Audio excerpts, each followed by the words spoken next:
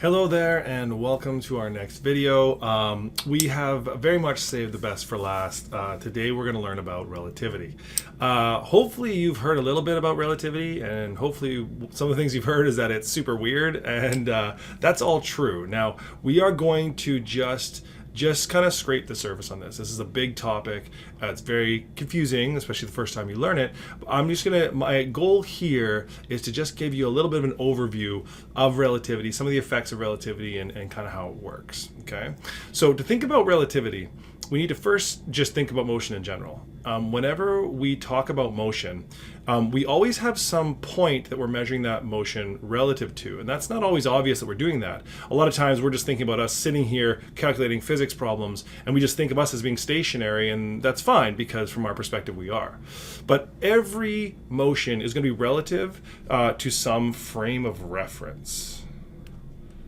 Now, a frame of reference is just an idea of what are you measuring your motion relative to. So you can imagine if I'm sitting here, I think I'm stationary, and a car goes driving by, well, I think they're moving. But a person sitting in the car might think, in fact, no, I'm stationary, I'm just sitting here, and when they look out the window, they see all these trees and people moving past them, and they think those things are moving. Now, both of those perspectives are totally correct. They're just in different frames of reference. So, in particular, an inertial frame of reference, that word inertial, refers to a frame of reference where Newton's laws of motion hold true. So this is a frame of reference where you would expect objects to behave following Newton's laws. Now, this is only going to happen in a frame of reference that is not accelerating. And we'll give an example here to kind of help show that. So imagine that you are standing on a bus, okay? So you're standing on a bus, and this bus is rolling down the road at a very smooth road, and it's rolling along at a nice constant velocity. And for some reason, you're on that bus, and you are holding an apple, okay? So there you are with your apple. As that bus rolls along, if you were to think about as that bus moves down that perfectly flat road, if you drop your apple, what's that going to look like from your perspective? Well, if you drop the apple, to you, it's just going to fall straight down, right? And hit the ground right at your feet. Because from your perspective, you're not moving. Now, from somebody outside of that bus, maybe watching you go by, they would look at the apple and say, no, the apple, as it fell down, it was also going forwards. So from their perspective, the apple moves in both the X and the Y direction. Both those perspectives are correct. And both of those are inertial frames of reference, right? Because if you drop the apple, you just expect it to fall down because from your perspective, you're not moving. But imagine if the instant you drop the apple, the bus driver hits the brakes and all of a sudden decelerates. Well, in actual fact, from your perspective, it would look like the apple falls forward, which is really weird, right? That doesn't follow Newton's first law that objects in motion stay in motion and objects at rest stay at rest. It appears to be broken. The point is that while you're accelerating, you're no longer in an inertial frame of reference. You're transitioning from one constant velocity to rest, and both of those are inertial frames of reference, but in between the acceleration means you're not.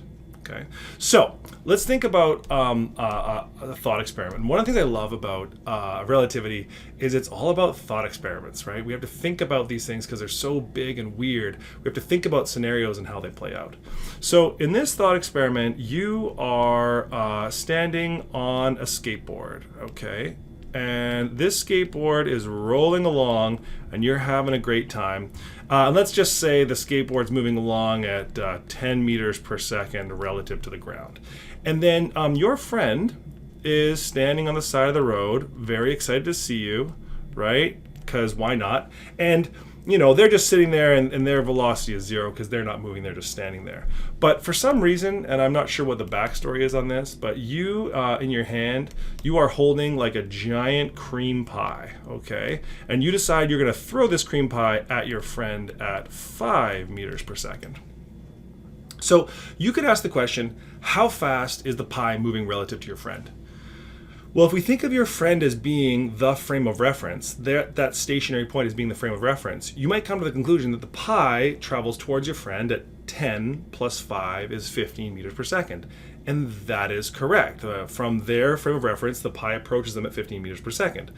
But what does it look like from your perspective? Well, from your perspective, you're just standing on a skateboard. You're not moving. The whole world is moving around you. Maybe you're the center of the universe in this example, and the whole universe is moving around you, and you're just standing there. When you throw the pie relative to you, the pie only moves at 5 meters per second towards your friend. So in those different frames of reference, you and your friend might disagree about how fast the pie is moving. You say it's moving away from you at 5 meters per second. They say it's moving towards them at 15 meters per second. Of course, both those things are true. The pie only moves in one way. There's no like two ways about it. It's just that you're looking at it from different perspectives. If you thought of a third perspective, like imagine if like a little fly lands on the pie right before you throw it. When you throw that pie, well, how fast does the fly think the pie is moving? Well, relative to the pie, the fly says there's no motion because they're just standing there on the pie minding their own business. So they would say the velocity of the pie is 0. And in fact, this weird human is coming towards them at 15 meters per second. So that's really bizarre. So all of these perspectives are different frames of reference. And of course, it makes sense that the physics of these different perspectives still all have to make sense. We can't have like a physics for one perspective and a different kind of physics for a different perspective. And this is what leads us to relativity. Okay, so when Einstein first proposed his idea of special relativity, he started off with two postulates, two like ground rules that he said, okay, these things must be true moving forward. The first is that the laws of physics must hold true in all frames of reference. So basically that's Einstein saying, it doesn't make sense to me that like you and I would have different kinds of physics depending on how we're moving. That doesn't really seem sensible, okay? Now the second thing, and this was sort of the more famous or more groundbreaking thing, is he said the speed of light is measured as a constant in all frames of reference. And this is really revolutionary. At first glance, you go, oh, okay, the speed of light is the fastest thing in the universe. Okay, the speed of light is the same for everyone. And it sounds like that's fine. But it leads to some interesting and strange kind of circumstances. So let's kind of take that same thought experiment we did with the skateboard, but let's make it relativity, right? Let's amp it up a little bit. So you are on your skateboard, okay? And you're very excited because it's a brand new skateboard. Okay, now this brand new skateboard is very, very fancy. It's so fancy and rocket booster powered that it can actually travel at 0.5 C. 0.5 C being 50% the speed of light. So that's very exciting for you. And then your friend inexplicably is just standing in front of you as you hurtle towards them at half the speed of light. They're very excited to see your new skateboard too. And again, from their perspective, they're just going to be stationary, not moving. Okay. Now, instead of a pie, you have brought with you your trusty flashlight. Okay, so you have your trusty flashlight, and because you don't want to run your friend over as they're standing in the road, as you hurtle towards them at half the speed of light, you decide to give them a warning, so you shine your flashlight at them to be like, hey, heads up, I'm coming through. Okay, and so, of course, the flashlight moves at the speed of light, so the speed of this light would be c. Now let's think about this. From your perspective, how fast does the light travel away? Well, you're not moving from your perspective. In your frame of reference, you're stationary, and it's the whole universe that moves around you. So when you turn on your flashlight, you would see the flashlight travel away from you at c, the speed of light. That's how fast it goes away. But what about your friend? Well, your friend's just standing there. You are approaching them at half the speed of light, and then you turn your flashlight on and that rockets away from you at the speed of light. So surely when the light reaches your friend, it must be traveling at 1.5 times the speed of light, and that's not the case. Your friend would perceive the speed of light, this light, as approaching them at the speed of light. So both you and your friend see light traveling at the same rate, even though you're moving very quickly relative to your friend. I mean, by that token, your friend's moving really quickly relative to you. If you think you're stationary, maybe it's your friend that's approaching you very rapidly. So you can see that this idea of relativity gets a little bit tricky, and we have to always keep a few things in mind. That every frame of reference is equally valid, right? We can't say, okay, but this is like the real one. The friend standing on the side of the road, that's like the real frame of reference, and everyone else is just some other thing. There's no absolutes. Everything is relative to everything else. And the second thing being that the speed of light has to be constant. It has to be the same for every observer, regardless of what they're doing in their frame of reference. Okay, so this leads us to some really interesting and strange results. And maybe the most interesting and the most strange of which is this idea of time dilation. So you may have heard about time dilation and the twin paradox and all these wacky things that come from this. Well, here is, I think, a fairly simple way to understand what time dilation is and kind of how it has to work, okay? So again, let's run another thought experiment. Now in this thought experiment, you are on board a spaceship, okay? And this spaceship is very boring because I'm not a good artist, and here you are on your spaceship.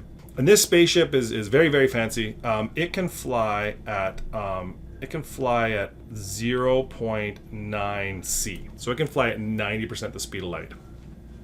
It's a very nice spaceship. And it's very boring. The only thing you have on your spaceship is you have a little laser beam in the roof and a little mirror on the ground. So that's the only source of entertainment. I'm not sure who designed this thing, but entertainment was not their first priority. They spent all their money on hyperspace engines or whatever, okay? Now, while this whole thing's happening, you're on the spaceship whipping by, and then I am standing on an asteroid right here watching you go for your intergalactic joyride, okay? So I'm just standing there on the asteroid just watching this all happen, okay? And of course, you go flying by at half the speed of light, 90% the speed of light, okay? So you go flying along here, okay? And so I watch you, and you can just have like 3 little snapshots in time as you kind of go along, right? Okay, so because your spaceship is really boring, you decide, okay, well, the only thing on here is this laser. Let's fire the laser and see what happens. So as you whip by, in the exact moment that you go flying by me, you fire the laser. And what does it look like? What does it look like for you? Well, you fire the laser and it travels down and hits the mirror and then bounces back up, right? So from your perspective, it goes down to the floor and back up to the ceiling. Now this picture is not at all to scale, so don't get mad at me for that, but it does kind of illustrate the point I'm trying to make. What does it look like from my perspective? When I see you go flying through space, I don't just see the laser go down and back up. I actually see the laser travel at an angle here. So I'm actually going to see the laser kind of go like down this way and hit the mirror and then bounce up and hit the ceiling. So I'm going to see the laser do that. Okay, well, let's just like label a few things and get them sorted here. So the distance that you see the light travel from the roof to the floor, let's just call that D1. And of course, it's going to travel, it's going to take a certain amount of time. So it's going to take a certain amount of time, let's call it just T1. And then I'm going to see the light travel a different distance, right? I'm going to see the light travel this whole distance along here, which again, not to scale, but you get the idea. And I'm going to measure that it takes a certain amount of time, T2, to travel that distance. Let's kind of think about this. Well, if you wanted to ask yourself, okay, what's the speed of your light? Well, the speed of your light, V1, is just going to equal D1 over T1. And if I was to say, okay, well, what's the speed of my light? Well, I would say that V2 is equal to D2 over T2. Okay, so far so good, no problem. The problem comes in here when we get to relativity, when we start to talk on the scale of the speed of light, your light and my light have to travel at the same speed. So your V and my V have to be the same V, which is to say that V1 has to equal V2. Well, if V1 equals V2, then D1 over T1 has to equal D2 over T2. So the ratios must be the same. But what's really obvious from the diagram here is that D2 is larger than D1. And if the distance D2 is larger than D1, then T2 also has to be larger than T1. So what does this mean?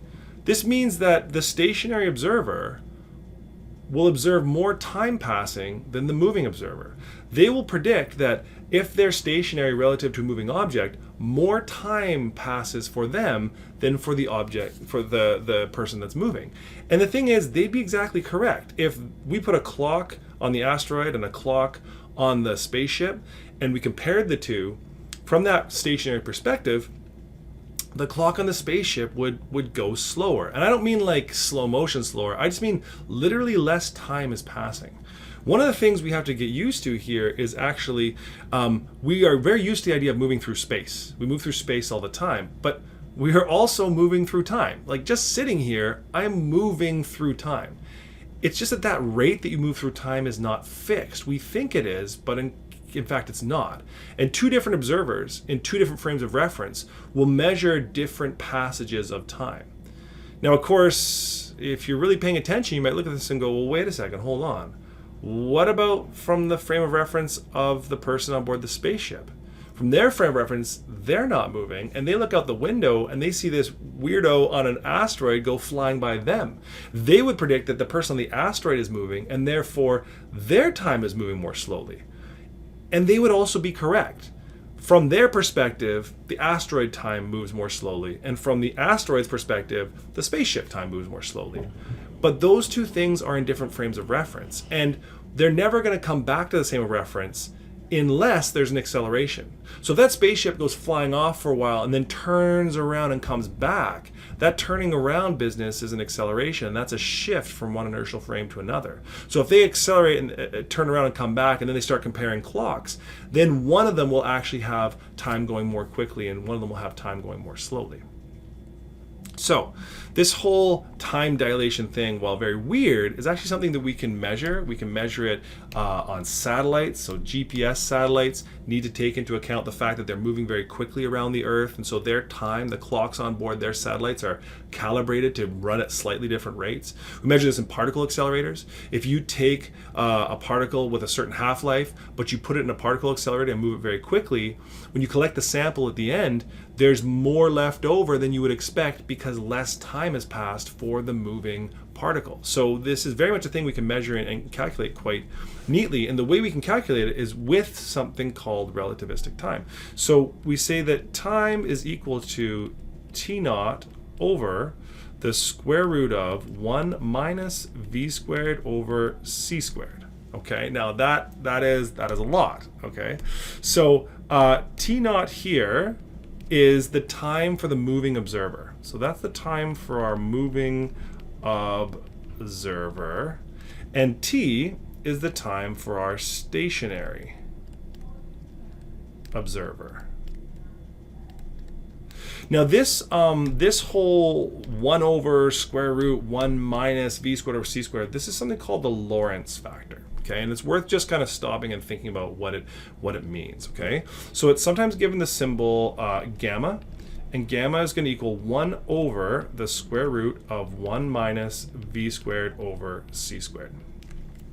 Okay, so let's just think about what happens here. Okay, so if, for example, if v is small, okay, so what happens if v is small? If v equals small. Okay, this is, your math teacher won't love this derivation, but too bad, okay? Well, if v equals small, then 1 over the square root of 1 minus small squared over c squared. Let's think about what happens there. Well, a small number squared divided by the speed of light squared, the speed of light is huge, so a small number divided by the speed of light is going to be very close to 0. 1 minus something close to 0 is basically 1. The square root of basically 1 is basically 1, and 1 divided by basically 1 is basically 1. Okay, for all intents and purposes. So if the speed is relatively small, then this whole thing just kind of stays around 1, which is why in everyday motion, right, driving cars or even jets or whatever, you don't notice relativistic time because you're really not going that fast compared to the speed of light. In actual fact, just as like a general rule, if the speed is less than half of c, then this whole thing is basically 1. Then gamma is basically 1. So you have to kind of go at least half the speed of light or faster before you start to really notice these effects in like an observable sense, okay? You could notice it like very, very small effects slower than that, but it's hard to do. So what happens if v is big? Okay, so what happens if v approaches c? So what happens there? Well, then my whole Lorentz transformation, 1 over 1 minus big squared over c squared. Now, when I say big, I mean getting closer and closer to c. So something close to c squared divided by c squared, well, that's basically 1. And 1 minus 1, basically 1 is basically 0. And the square root of that is basically 0. And 1 divided by that is basically heading to infinity. So this whole thing is going to head off towards positive infinity. Now, of course, nothing made of matter can actually travel at the speed of light. It could, in theory, get very close to it. And so we can see here that what would happen is our time dilation would go to the extreme. If you think about photons of light, this implies that for photons of light, literally no time passes, right? A photon of light is created in a distant star somewhere and travels for a few billion years from our perspective until it hits us on Earth. And during that entire time, from the photon's perspective, no time has passed. Because they were traveling through space at the speed of light, they weren't traveling through time at all, which is kind of weird. Okay, so this Lorentz factor and just this whole concept is going to show up in a couple other phenomena. Those phenomena are length contraction,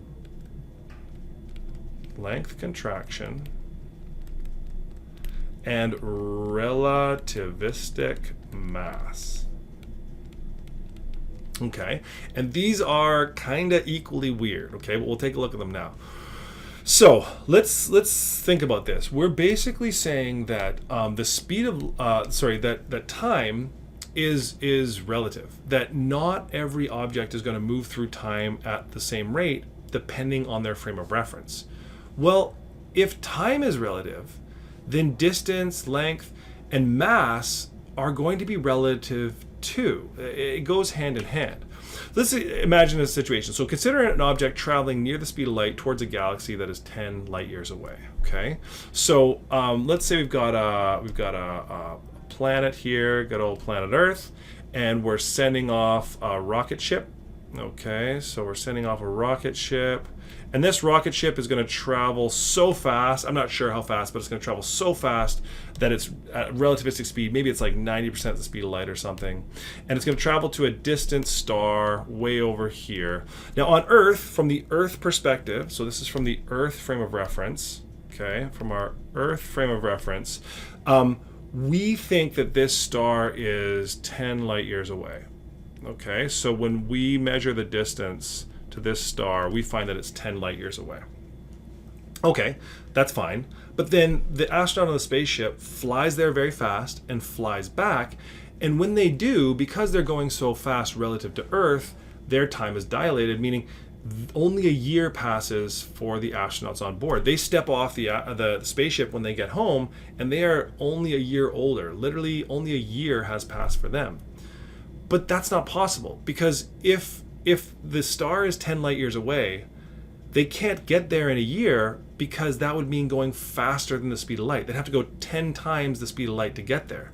So the only logical conclusion is that the actual distance to the star contracts, and that the faster you're going, the more this contraction occurs. So from the spaceship perspective, this looks very different. I've got my spaceship, okay, and from the spaceship's perspective, the Earth goes flying away from it, and the star comes flying towards it, but the star is only some short distance away. So let's say the starship is going at, like, let's say their velocity is 0.99 c, so 99% the speed of light. Well, that means that the distance to the star would be approximately half a light year, right? Which means it takes them half a year to get there and a half a year to get back. And again, that's because space itself has been contracted so that the ship can travel there and back in just 1 year. Now, that's a really weird concept, but if we're not going to measure time as being the same from different frames of perspective, then we also can't measure length as being the same from different perspectives. So this leads us to our formula for length contraction, which is just that L is equal to L naught times the square root of 1 minus v squared over c squared, which you can see is just the inverse of that Lorentz factor. Okay, and so from this perspective here, this L naught is the rest length. Okay, so the length measured from a resting object's perspective, and so this is the length from the moving perspective.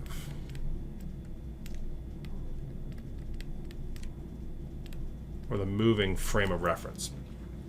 Now, in addition to all of this, as if that wasn't enough, we're really piling on here, Einstein also brought us this idea of special relativity, and from that, he gave us the idea of mass-energy equivalence, which is to say that energy is equal to mass times the speed of light squared. And so energy really is equivalent to mass. And what ends up happening is, as objects travel faster and faster, as that object is gaining more kinetic energy, we think of kinetic energy as being 1/2 mv squared. And so we think of that object as maybe if they get more kinetic energy, they just go faster and faster. But what actually ends up happening is the additional energy that we give to the object to try and get it going faster and faster, instead of turning into speed, it actually increases the mass of the object. Okay, so we end up increasing the mass of the object rather than its speed, which is a really strange idea. But relativistic mass, again, has been demonstrated in particle accelerators and all kinds of experiments where when we get particles moving very quickly, it turns out they've got more mass. They need to move in a bigger circle than you would expect if they were at rest because their mass has just increased. So relativistic mass is equal to m naught divided by the square root of 1 minus v squared over c squared. And there's that Lorentz factor again. So in this example here, m naught is our rest mass. Okay, that's the mass of the object when it's not moving. And remember that this Lorentz factor here, this denominator, is going to be either 1 when you're moving slow or some number smaller than 1, which means that our relativistic mass is going to be greater than our rest mass. So relativistic mass on this side here. And this relativistic mass will always be sort of equal to or larger than the rest mass, depending on how fast you're moving. So think about the extreme case. What would happen if I took an object and got it going close to the speed of light? Well, if I'm going close to the speed of light, as the velocity of the object increases, the mass of the object tends towards infinity. Now, if you have an object of infinite mass, it is going to take an infinite amount of energy to get it going that fast. And infinite energy is just not a thing. So this explains why objects cannot travel at or beyond the speed of light. So it turns out that anything in our universe with no mass, like photons, are going to travel at the speed of light. Gravity, going to travel at the speed of light. But anything with mass must travel slower than that. Okay, that is it for relativity.